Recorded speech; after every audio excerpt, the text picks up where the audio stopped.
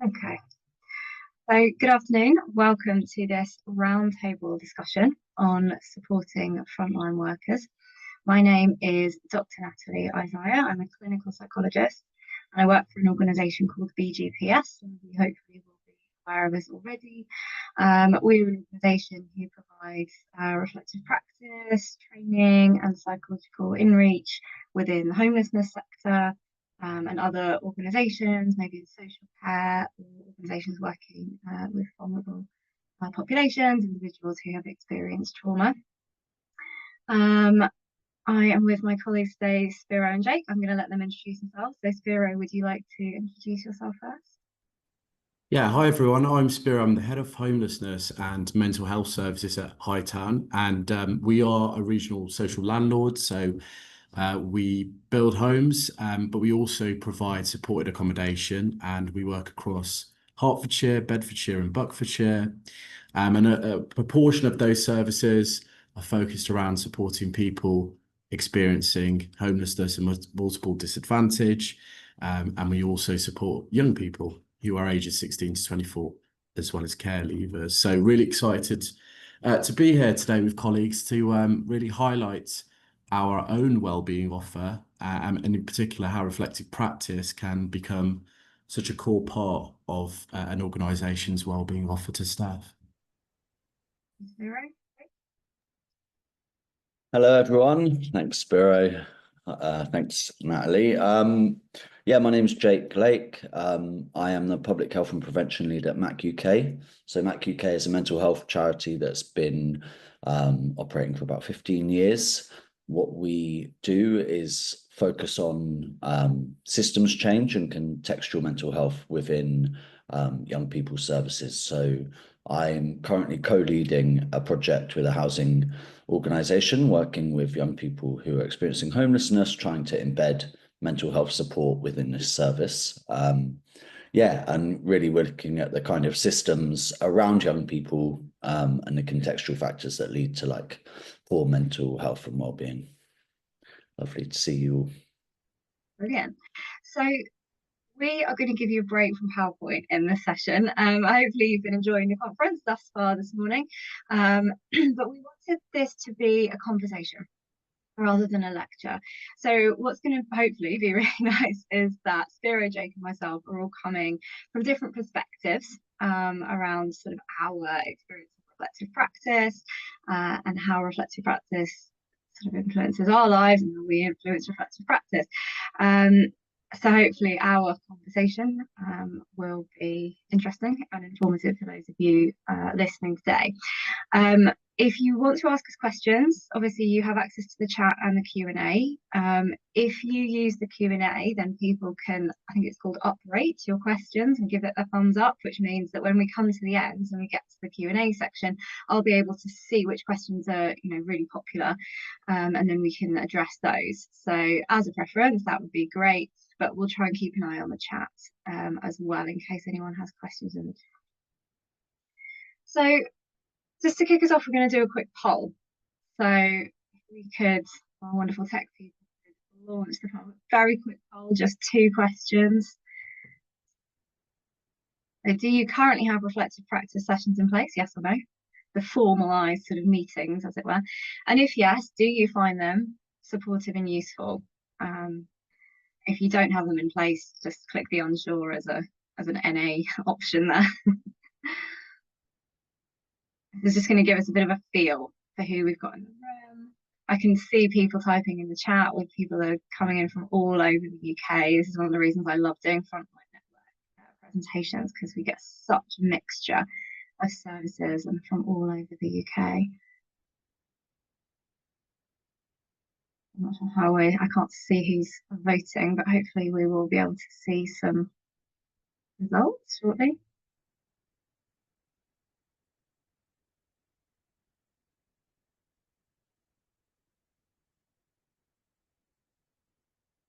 There we go.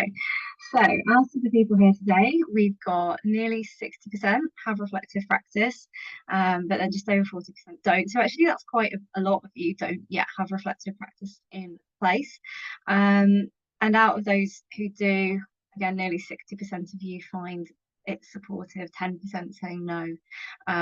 So it'll be interesting in the Q&A to see, if anyone has any questions that relate to either getting the provision, how to make it more useful. And I really hope that some of our discussion is going to shed light on some of that today. So thank you for answering those.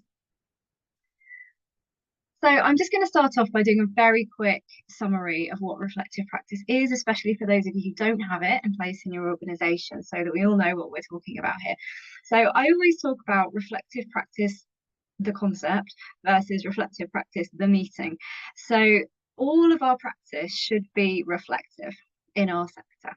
So all of our conversations, whether you're having a chat with your colleague in the office, whether you're in a team meeting, whether you're in a handover, we should be stepping back, taking that time to step back from our work, zoom out, consider the bigger picture, consider other perspectives, to make sure that we are working in a trauma-informed and psychologically informed way. Because if we're not doing that, if we're running on autopilot and being very reactive, that doesn't support us to be working in a trauma-informed environment. So in that sense, everything should be reflective. Reflective practice also refers to a meeting that we have. Now, the industry standard is usually once a month for about 90 minutes. That does vary, but that's sort of average, I would say, once a month for 90 minutes. And this is a meeting that you do over and above a team meeting. It's not a team meeting, it's not a handover, it's not a debrief. You need to have debriefs in addition after an incident. Reflective practice is probably the only space where you can come together as a team with no agenda. Is where you actually get that time and headspace to pause and just step back and think about, what are we doing? How are we doing? How am I? And this relates to the aims of reflective practices. So overall, reflective practice helps to build this reflective culture in our organisations in a more structured way. And we have three key aims. So one is to think about how we're working, so we can bring particular clients that we're working with and have a really in-depth discussion about somebody, maybe they're stuck, maybe that we're sort of struggling to support them. We can think about their history, how that might be impacting upon them, upon their relationships with us, creative ways of engaging with them differently, perhaps going forward. We can also think about if there has been an incident that has happened over and above debrief, we want to do some deeper reflection on that. What could we do differently next time? So making sure that we are working in a trauma-informed way, and we bring in lots of theory to practice when we do that. So everything we know from trauma-informed models, attachment theory, complex PTSD, all of our knowledge about things like that, making sure we're actually applying that, thinking about our boundaries. So in a way that goes deeper than we would normally have in terms of day-to-day conversations. It's also really about our well-being. So we come together with our colleagues, just pause and think, how am I? Because again, we often don't have time to do that. We're just coping, we're getting through the day, we're thinking about everyone else's well-being. And it is really, really important. And we're going to talk today about it can be challenging too, but it's really important to think about how are we and to get that support, solidarity from your colleagues. So this is why the group element is really important. People will often say to me as a facilitator, oh, I haven't been to reflective practice in a while because I didn't have anything to bring. And that's kind of fair enough, but actually, your colleagues need you there. That's what I always say. So whether or not we have something to talk about is really important that we come to reflective practice, because we need that team cohesion and that support. And then overall, we're sharing good practice, we're building resilience, we're feeling good about the work that we do, and we're reminding ourselves about, the fact that we are making an impact. Very quickly, what reflective practice is not. Reflective practice is not therapy. So a lot of people feel quite threatened they feel like they're going to have to go and open up and sort of be super vulnerable in reflective practice. You don't. It is very focused on work. So reflective practice is about our practice at work, our well-being at work. It's applied. There might be therapeutic elements, but the structures and models that we use for reflective practice are different from the structures and models that we use for therapy. The other really common complaint about reflective practice is it can be really negative. It's a moan fest, it's an echo chamber, nothing ever happens. And again, this is one of the reasons why it's helpful to have externally facilitated reflective practice, because we have, say, 45 facilitators. they're all trained in different models of therapy, but they're all trained in reflective practice models as well. So what we're adding is the structure. So whether it's externally facilitated or not, if you have that structure, you're going to be able to move past venting into more sort of productive conversations. And what I'm going to do right now is drop 2 links in the chat. One of the resources we really recommend is a book by someone called Barbara Basso, and this is a really in-depth book if you're interested to really deep dive into the models of reflective practice and structures of reflective practice. Highly recommend this Barbara Basso book. And then Siobhan McLean also has some really great resources website that you can explore. So I'm going to stop waffling. What I'm going to do now is hand over to Jake. Jake, do you want to tell us a bit more about your sort of take on reflective practice in MAC UK? Yeah, thank you so much. It's really, really interesting. And I really kind of echo what Natalie is saying there, in that it's reflective practice is so important and is really, really effective in allowing teams to kind of support each other whilst working in what are very kind of challenging circumstances often. And I guess just from my experience, having worked kind of in homelessness and with young people leaving care, and in the mental health sector for kind of coming on to like 14 years now, is that when reflective practice has been implemented in the kind of workplaces that I've been in, people are often kind of reluctant to take part. And I think it takes time for people to really see the value of it. And I think there's a few reasons for that. And I think that they're really, really valid reasons. And I was really encouraged to see how many people said yes to whether they found it useful, because that actually surprised me, to be honest. But what I would say is that, like, often people who are working on the front line are so consumed. They're working within systems, or we're working within systems that are overwhelmed, under-resourced, and require us to kind of like give a lot of ourselves in order to support the people that we're working with. And not only, what I have found, at least, is that, like, actually doing the work with people is one of the like best, most rewarding, quote unquote, easiest parts of the job. And actually the thing that is really most challenging is like navigating those systems around each individual. So whether we're working within homelessness or within mental health, people are being harmed by these systems, whether that's through having been in care, leaving care, not being able to access the kind of support that they need, or having not been able to, like, having not learned how to navigate the systems in which that they are placed.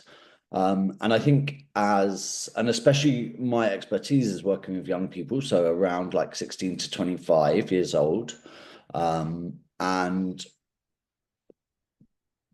when we are working in the sector in that way, and we're trying to make referrals to mental health teams, or make referrals to housing, or make referrals to systems outside of like our particular service, that can be really, really challenging. And I think if you put that on top of the actual kind of emotional work that you're doing with people, there often doesn't feel like there's time to sit and reflect. And my experience particularly has been like, what is, people on the front line saying, like, why are we sitting here? Like, I've got a caseload of X amount of people that I need to deal with.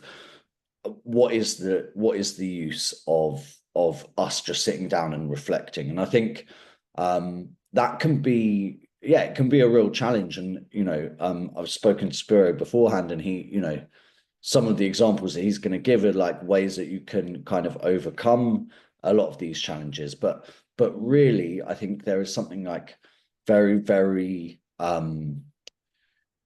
like deeply challenging about having to navigate the systems that we're in. And that means that we're kind of, as frontline workers, experiencing that harm. And actually in the Q&A, the first question was around how an organization can better support staff who have lived experience of homelessness or substance use or domestic abuse and sexual violence. And they might not want to share this in a reflective practice space. And I think when we locate ourselves as separate to these systems, we are doing the people that we're working with a disservice, because we're all part of those systems. And I think one of the things that we really, as frontline workers, have to contend with is that actually that means that we're a part of that harmful process, right? And that can be quite difficult to contend with, and to like the idea that I'm actually part of this part of the systems that are harming people can be really, really tough. And I think that's part of the reason that people don't want to like dive into the reflection, because then you're really coming to terms with, and you're having to grapple with that reality. And I think that can be really, really tough. And yeah, when reflective practice is just kind of an add-on, or like something you have to do, or something that's kind of expected without the kind of buy-in from staff, or like without the kind of willingness to really understand what it means to be reflective and and like you said earlier, Natalie, like not just reflective practice the meeting, but reflective practice the like state of being, almost, how are we navigating what we're going through as a collective, and how are we reflecting on that as a group. So I'll leave it there for now, because I don't want to bang on for too long. But I think, Spiro, you've got some amazing like examples of how you can do it well. Just before we move on to the how do you overcome it, I just want to sort of summarize, because you highlighted two really important barriers there. Correct me if I'm wrong. So one barrier being time. And again, I have so much empathy for this facilitator, but also as someone who has worked on the front line. You won't have time to go to reflective practice. You will never have time to go to reflective practice. You're all so incredibly busy, and not just busy with a to-do list, but busy having to deal with crises. We have to be a little bit reactive. Things have come up that we have to address. And there'll be some times when you can't come to reflective practice because you are dealing with an emergency, but habitually, and we do see this when it works in practice, you suddenly can't imagine any other way of doing it. When we make time, and when we're in a culture that prioritizes reflective practice, because you do need to have that culture around you to support this, it's possible. And I know for some people that might sound like a fairy tale, but we have seen it happen. As we keep saying, Spiros is going to explain to us how they've done it at Hightown. And the other barrier, which again is so legitimate, is that if you're just coping, right? You're just getting through the day, you've got the weight of all of this on you, and it's incredibly difficult to just drop into reflective practice for 90 minutes, maybe in the middle of your working day, come out of just coping go mode, and just suddenly be expected to go, oh, let me reflect on all of these really difficult feelings, which can actually be quite overwhelming, and I've been pushing them away and connected to them too much. How am I supposed to then go back in to my job and just pick back up again? So again, we need to be making sure that the structures around reflective practice are done right, and that they're safe places. So just a couple of quick terms, because we're going to hopefully use these within the next 30 40 minutes or so. Psychological safety. We need psychological safety to feel safe in reflective practice. Psychological safety is defined as being able to speak up, being able to give your opinions, ask questions, admit mistakes without the fear that we're going to be punished or humiliated. So that you could maybe disagree with a colleague respectfully and not feel that the rest of the group is going to turn against you. It's not about, it doesn't mean everyone's always going to listen to and agree with your opinions. It just means that there's not going to be a repercussion for you giving that opinion. And it's not necessarily being comfortable, because reflective practice is about growth and growth and learning can be uncomfortable. So we need to understand that discomfort can be a good thing, but when it's safe discomfort, hopefully I'm making sense and it doesn't sound like I'm contradicting myself there. So psychological safety is one key ingredient that we need. That's going to come into what we're speaking about. And the other just piece of jargon I want to define now, because I think it's going to come up, was what you said, Jake, about moral injury. When we're in a system that is failing a lot of people, we're carrying the weight of that, but we're not only witnessing it, we're actually part of it. So if you have to turn someone away because your caseload is full, or we're unable to offer people housing because there is no housing, depending on the service, it will look different. But moral injury is something we all experience, and that ties into that feeling of it's so hard to go to reflective practice and talk about these really heavy issues that are really weighing on me. And the counterintuitive thing, of course, is that means that we need those spaces. It creates the need. The thing that makes it hard to go to reflective practice is the reason that we need reflective practice.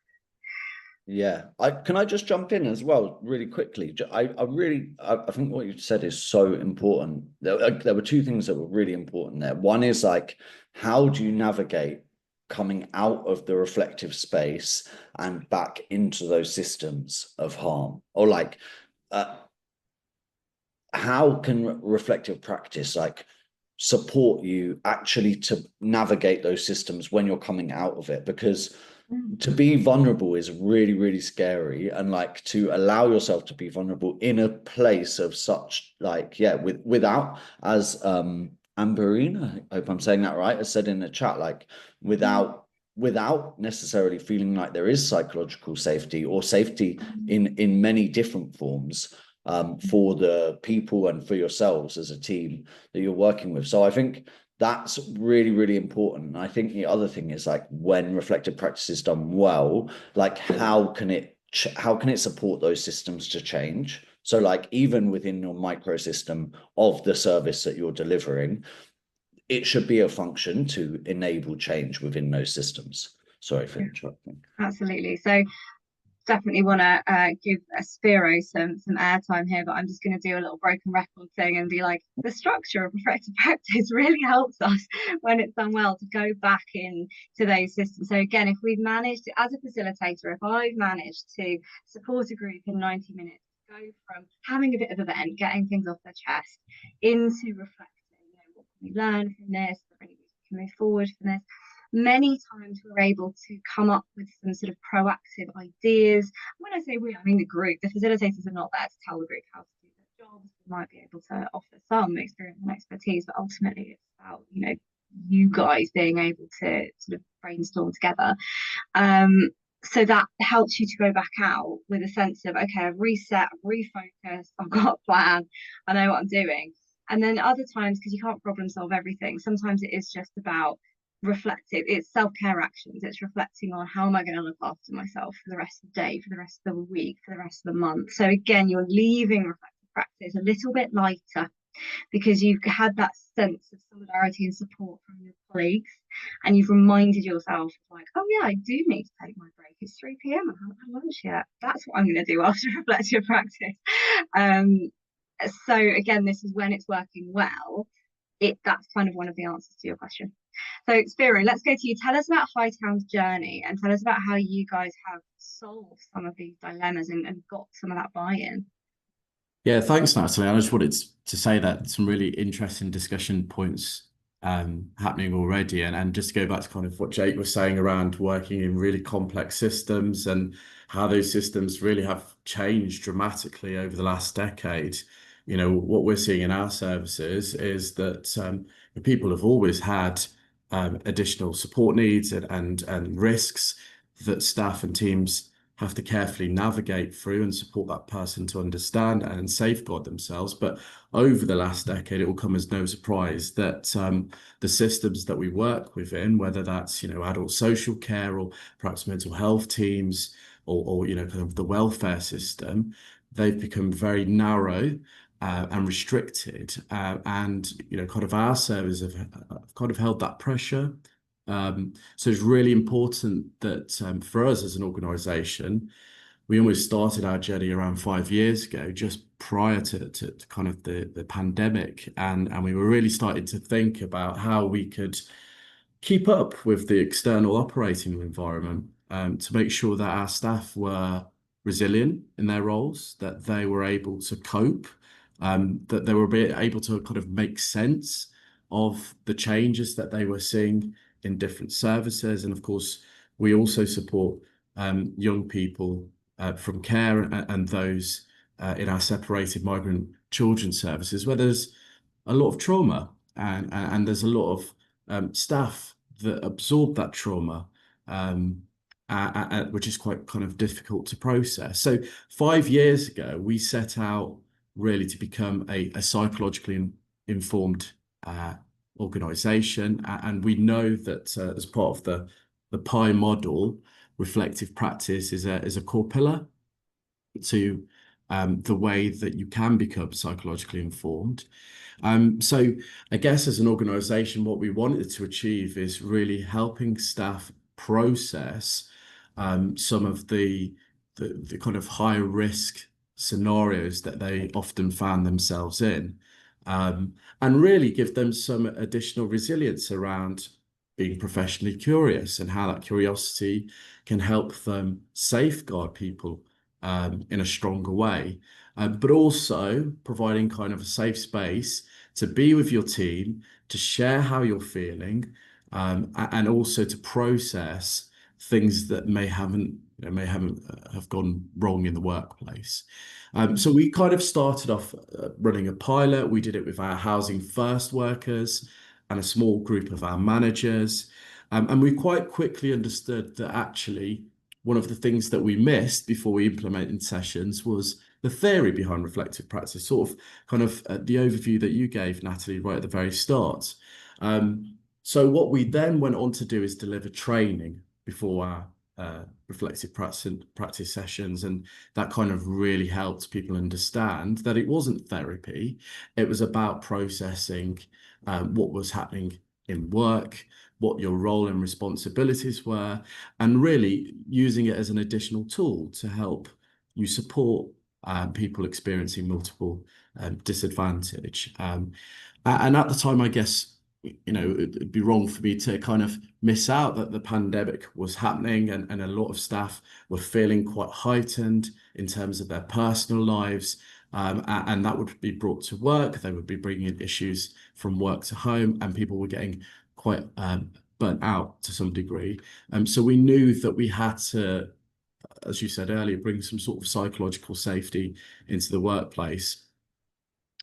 Once we put the training into place, we started to realize that actually we were in a position that we could roll out sessions to all of our services. And those started off as group sessions. So they were kind of 90 minutes each session. We kind of partnered with a specialist organisation, BGPS, to deliver those sessions. And I think what was really nice is the feedback that we get from staff is it really is down to the facilitation of those sessions. Staff need to have confidence that the external practitioner is guiding the session in a safe way, because you may well just express how you feel about a critical incident that may have happened, or how you feel about a particular person on your caseload, or how you're dealing with something that you've been triggered by, and how it's now entered your personal life, your relationship at home with your family, your friends, your partner. So a good, strong facilitator, one that is experienced and one that necessarily has knowledge of the workplace, is really, really key. And a lot of our teams found it useful that those practitioners had worked in homelessness themselves. So we rolled out all of the kind of sessions across all services, and we learned a lot. We carried out kind of an annual survey. We asked staff how did they feel about the session and the length of the session. Did they prefer it in person or online? What were they gaining out of those sessions? And what kind of techniques and skills had they then go on to showcase in services. And I guess going back to what I said earlier, a lot of that centered around, I now feel more resilient to challenge, to advocate for the people that I support. I feel more resilient to be professionally curious about myself and how I was feeling during that particularly challenging incident, or how perhaps curious in terms of the behaviours that I see in the people that we support, and really taking the time to think, well, what actually may be going on for that person instead of what's wrong with them. It wasn't without challenges, and I think Jake mentioned some time ago around buy-in. Making an effort as an organisation for buy-in from staff is really, really key. It's about helping staff be aware of kind of what can be achieved in those sessions, what it may mean for them, and being flexible, as well as kind of, the scheduling of those sessions as well. We recognise that a lot of people are on shift, and we worked a lot with managers to try and get those sessions to be accessible for the majority of teams. It is a work in progress. We are always learning, and as I said, we kind of do this annual survey. We do ask for quarterly feedback in a confidential way from our partner who delivers the reflective practice, and I think it's really, really key for us as a leadership team in the organisation to ensure that we are listening and that we look at patterns and themes that may come out of those reflective practice sessions, as I said, in a confidential way. And psychological safety is really, really key in this line of work. I've got a frontline background as well. I was a support worker in a young person service, and I understand the pressure that staff are under and how reflective practice helped me process some quite challenging things. Thank you, Spiro.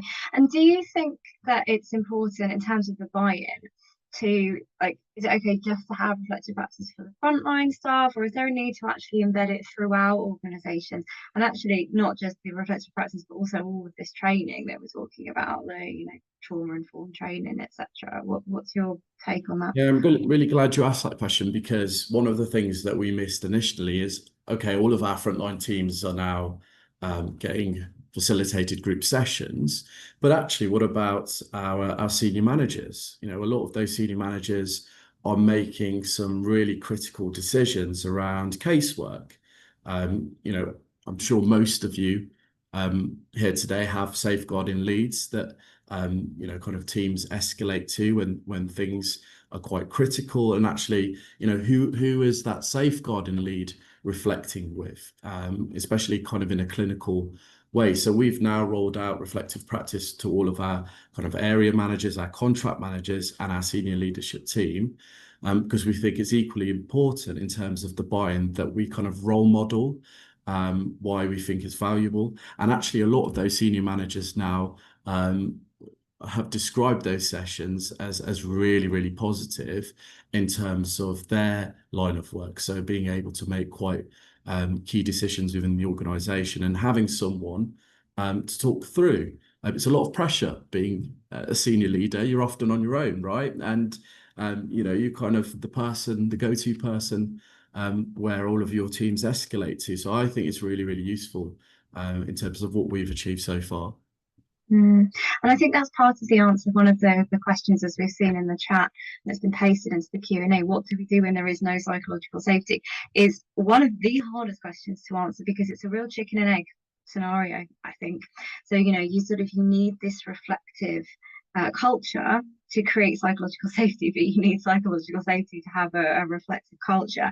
And I mean, your story, Spiro, you're talking about a process that happened over years, and as providers, we see this take months or years as well, where we sort of take organisations on a journey. We go with organisations on a journey, and it's step by step. It's like, can we get managers into reflective practice? Can we get them into some training? Or can we get them into a meeting where we talk to them about the value of reflective practice and compassionate leadership and all of those topics to support them, the staff, to be able to use reflective practice in a way that's helpful to them.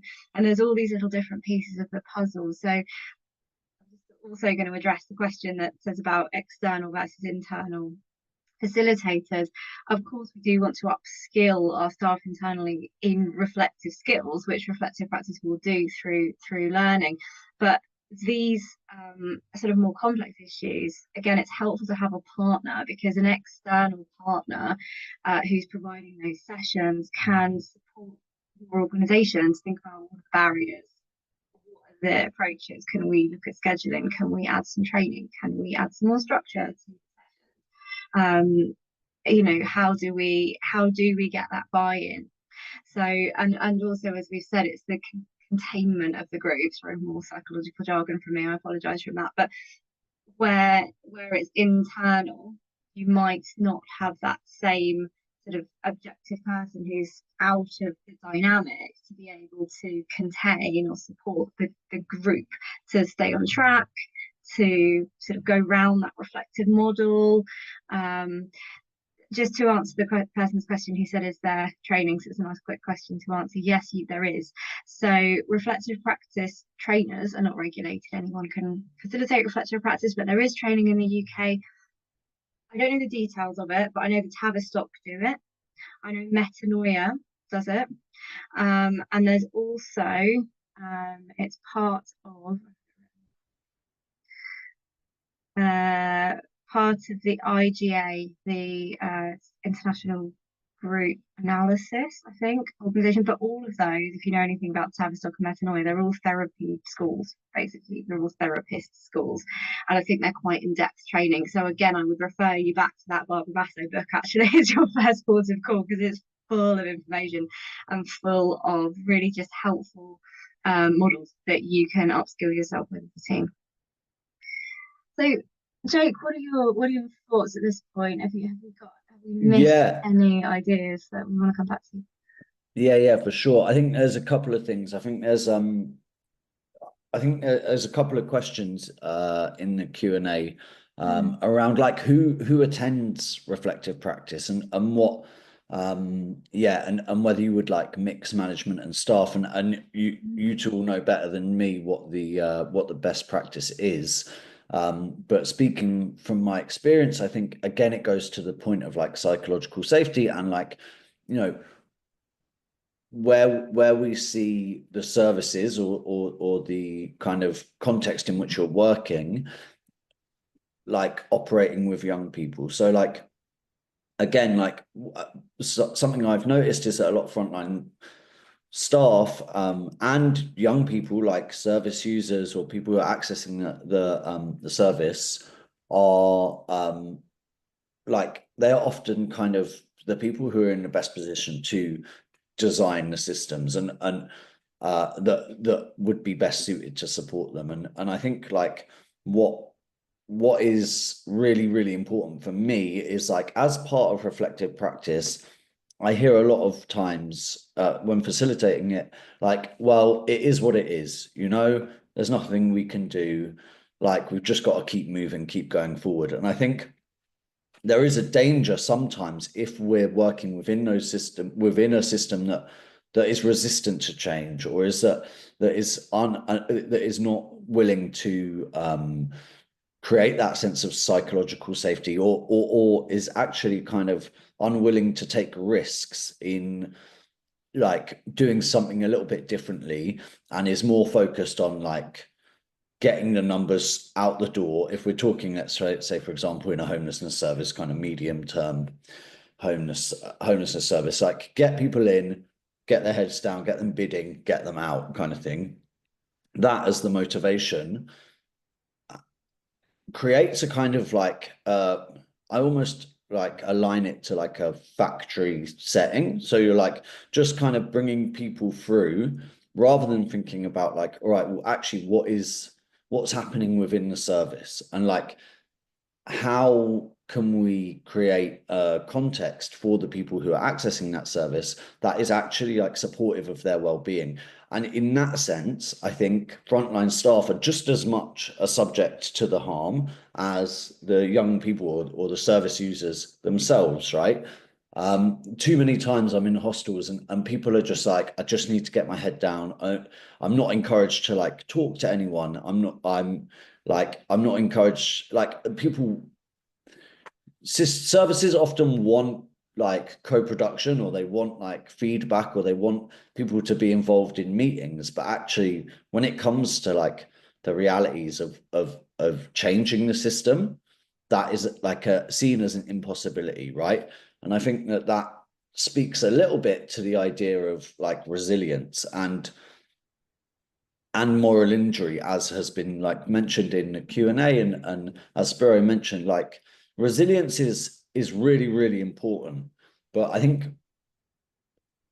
sometimes there is a danger that we're becoming resilient to the harm. Do you know what I mean? And not, we're not actually processing the harm that is being caused in a way that is like very supportive to changing those systems around young people, around service users. Like, so I think I think there's like it's okay to like to say this is unjust, you know. I think justice is a really, really important part of what we do, and I think that needs to be at the forefront of like what we're going to go through when we're kind of participating in reflective practice is actually identifying where injustice happens and then like trying to move through it. And I think that resilience can sometimes be misunderstood and it as like, okay, well, I'll just like cope with this harm, rather than like, oh no, I'm going to be resilient enough to change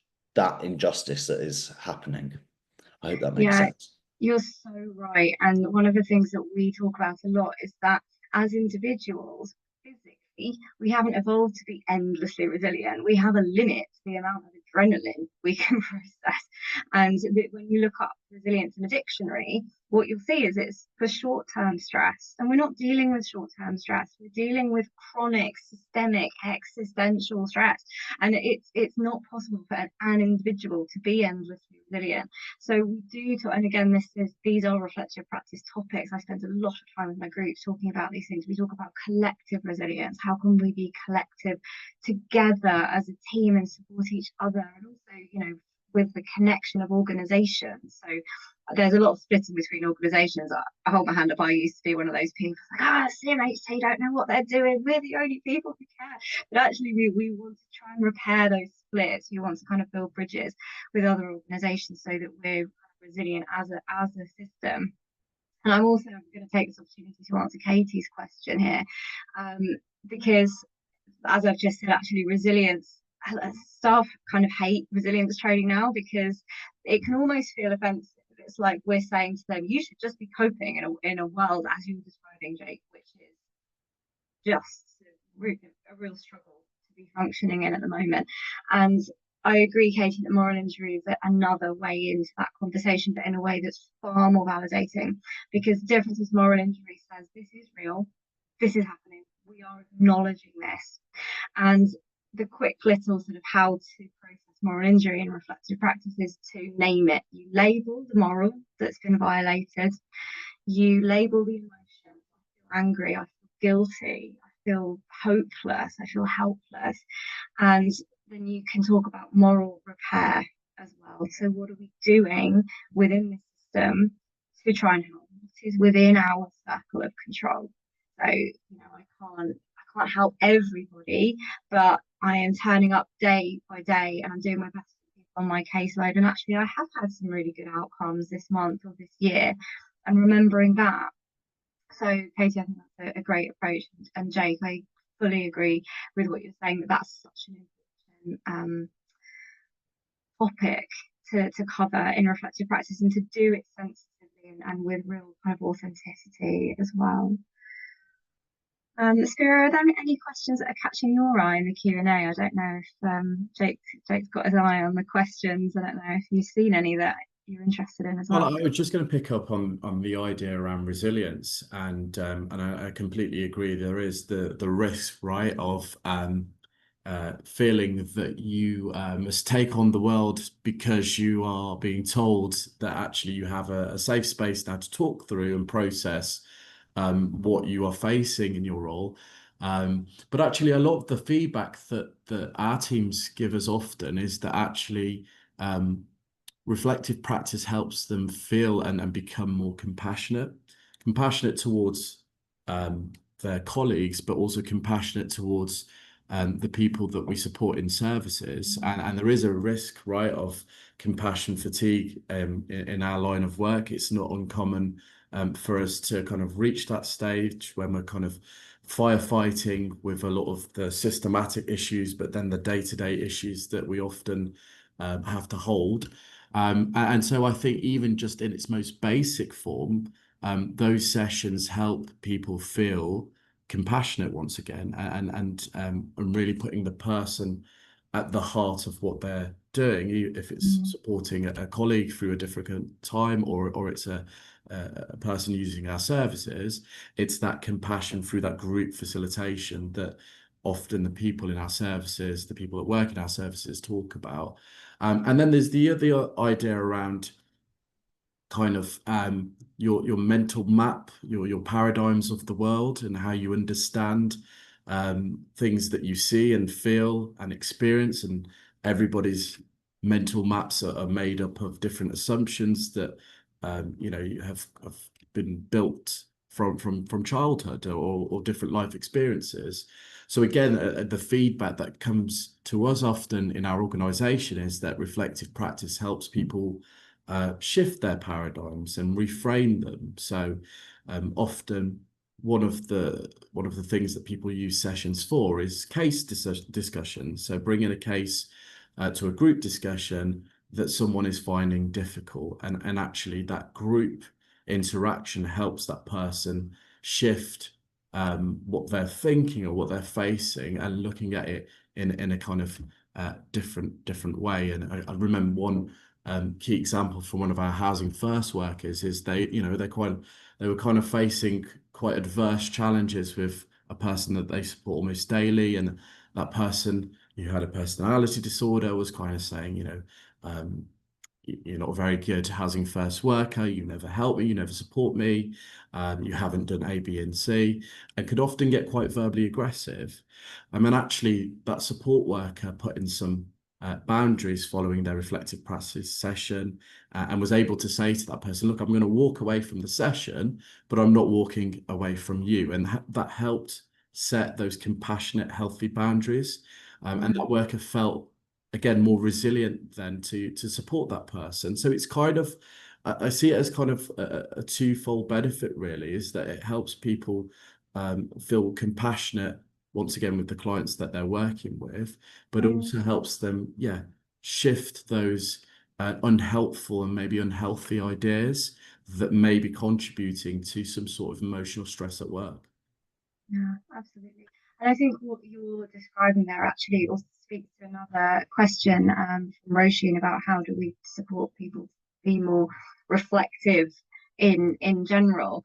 And I think it is about, you can have these discussions anywhere. If you're following a PI framework, if you even use the PI self-assessment tool, which is called PIZAZ, Google that. It's very dense. Do email me if you want to try and use that, because there's a lot of jargon in it.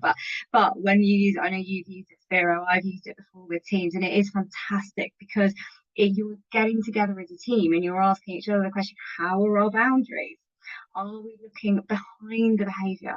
So rather than just taking this behaviour at face value, what's going on underneath this behaviour? What's happened in this person's past, which has brought them here to interact with me in this way? Is this about me, or is this about somebody from their past? Or am I the face of the system? What does my colleague think about this? So all of these reflective questions, yes, they're going to be happening in reflective practice, but to be reflective as teams, we can be drawing on these models, on these tools, on the Bravasso book, to be integrating this into our whole working life. And that's sort of the answer to the person who's asked about, we're a small charity, we can't pay for external reflective practice. Same tip, use the PI model, use the PIZAZ, use the Barbara Basso book. And if it doesn't feel safe enough to be picking somebody in the organisation to facilitate, you can do peer supervision. So you don't have to have a facilitator. It doesn't have to be hierarchical. You can just come together. Please do pick a model and try to stick to it, because that will really help you keep some structure for yourselves, and maybe have some reflective questions that you like that you come back to. But you can frame it more as peer supervision. I would also like to pick up on that question as well around like on small charity. I think for us at Mac UK, we're what are we, kind of 10 people, I think, and then we have trainee clinical psychologists as well who come on placement for between 6 months and a year. And actually, one of the things that is really foundational to what we do is around like encouraging the systems to slow down, right?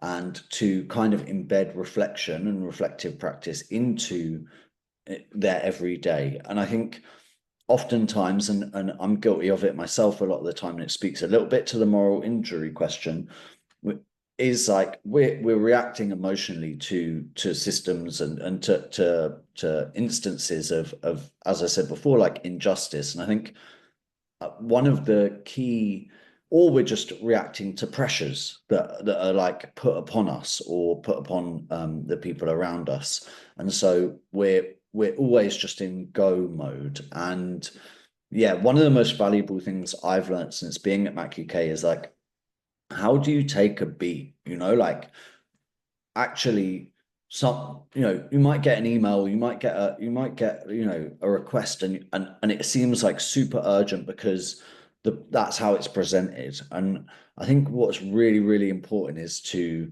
and again, it's a bit about boundaries. Like, how do you actually, like, it's important to say like, okay, let me take this away. I'm not going to answer this question immediately. I'm going to take it away. I'm going to think with people about what is happening here and what the question is, and then go back to it when I feel like I've actually collected enough information. Often in any other kind of walk of life or in academia, you wouldn't be expected just to know something immediately. You need to collect the information and make a like informed decision. So I think that's like just a one really, I mean, it does mean people will be annoyed at you sometimes because, and at Mac UK, we often will be like, okay, yeah, we're going to actually take the time to reflect on this before we make the decision, before we answer it. And that can be frustrating for people because we are conditioned to think like we have to just always be doing something. And that's actually not the case. And trainee clinical psychologists, often having worked in like CAMS or like community mental health teams, or they're like very shocked at the like slowness of everything. And they're like, I don't feel like I'm doing anything. And actually that's one of the most valuable things that they take away from being on placement with us, is like that being a really, really effective way, firstly, to like take care of yourself and to do the right thing, but also to stop systems maybe perpetuating as much harm as they might otherwise, And yeah. it's part of setting a boundary. I always say this, when we set Absolutely. a boundary, 99% of the time, the person on the other side of that boundary will push back against it. People don't like it in the moment, but ultimately it makes relationships better and safer. It makes the system better and safer. So people like it in the long run. I always joke that you'll never hear a child saying, "Oh, thank you so much for letting me have chocolate for dinner."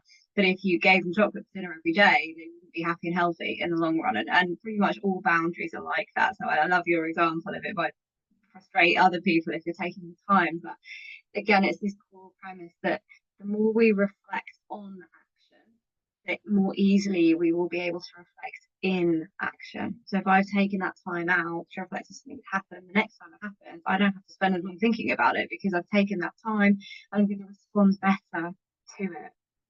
I think that's really helpful. And again, it's one of the key aims of reflective practice. And I just, sorry to jump in again, but I just really want to go back to that very first question on the Q&A. Like, I think it's so important that like what doesn't happen often, and the reason a lot of times systems will perpetuate harm without even really realizing it, with all the goodwill in the world, is that like the people who experience the kind of conditions that have led a lot of them to be accessing the services are not in control of the services themselves or the systems themselves, right? They aren't designing them. And I think what's really important is that like to bring people who are accessing services like into an equal playing field as much as possible with like the managers or the CEOs, and like and through co-production and through like actual employment opportunities are able to be a part of designing those systems. And I know that's not necessarily about reflective practice, but actually like again it's about, if we're reflecting on like how we're going to deal with the conditions that people find themselves in, then the people who are experiencing the sharp end of those conditions are the ones that are going to need to be like also a part of those conversations. And I think I just really want to like validate that person's experience, because it's one I share, and like I think that's really, really important to like support people into those like into that pathway, and support them to gain the tools to reflect on the systems around them and the experiences they're having. Yeah, and I think it's so important. We're starting to wrap up. We've got 3 minutes left. Reflective practice is not a magic wand. It's not a panacea. It's not gonna, in isolation, just solve all your problems. The system around needs to be trauma informed. And I was also going to come back to that question. I feel like if we're working in a truly trauma informed environment, the definition of both trauma informed and psychological environments is that staff wellbeing is prioritised just as much as the wellbeing of the individuals that we're supporting, and that everyone's trauma and everyone's histories is taken into account, because we all have our own life experiences and we all have our own intersectionality as well. So all of that's taken into account. So if we're working in a truly trauma informed environment, there wouldn't be that need to sort of say, oh, I've had, this particular experience, because everyone will be supported in a way that, fits their needs. Spiro, did you have any final comments? Anything that we haven't asked you? Anything you haven't said? I just wanted to kind of follow on from what you were saying, Natalie, is that you're absolutely right. Reflective practice is showing teams that actually, they matter, and we're not just giving them a space to kind of reflect. We're saying to them that your well-being matters, and ultimately that safe space and that psychological safety does make the work more sustainable, and it makes the role more sustainable.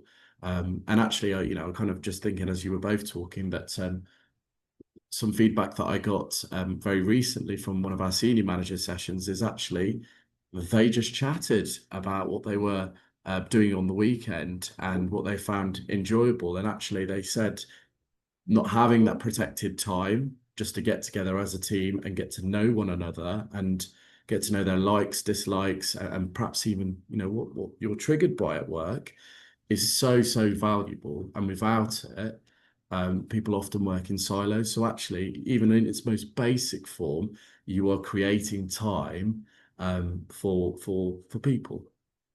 Yeah, absolutely. So thank you so much, Spiro and Jake, for joining us today. Thank you, everybody, for coming along. Do get in touch with me if you want to know more about moral injury, if you want to do a pizzazz with your team, if you're interested in our external reflective practice facilitation, contact us, contact BGPS. I think you may also have Spiro and Jake's contact details or their organisation's details there in the chat. And we hope you enjoyed this panel. Thank you, Natalie. Thanks, Barry. Thank you, Nice one. Thanks, everyone.